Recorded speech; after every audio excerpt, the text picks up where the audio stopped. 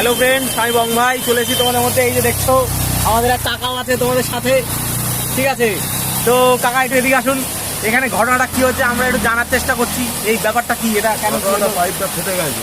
আচ্ছা, পাইপটা ফেটে গিয়ে জলটা এই যে আপনারা দেখছেন যে পাইপ ফেটে গিয়ে খালের ব্রিজের ওপর দিয়ে জল একদম প্রচন্ড স্পিডে বেরিয়ে যাচ্ছে। আপনারা দেখতে পাচ্ছেন এখানে অনেকক্ষণ ধরে আমরা সবাই দেখছি ব্যাপারটা, ঘটনাটা। এই যে আপনারা দেখছেন এই যে এই পাইপ ফেটে গিয়ে এখন আমরা আছি রাধানগর খালপাড়ের এই রাস্তায়।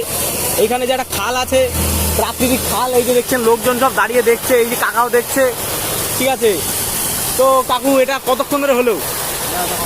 আধা ঘন্টা ধরে। মানে ওইখানে কি কোনো সিল ছিল নাকি? এটা কি এমনি পানীয় জল?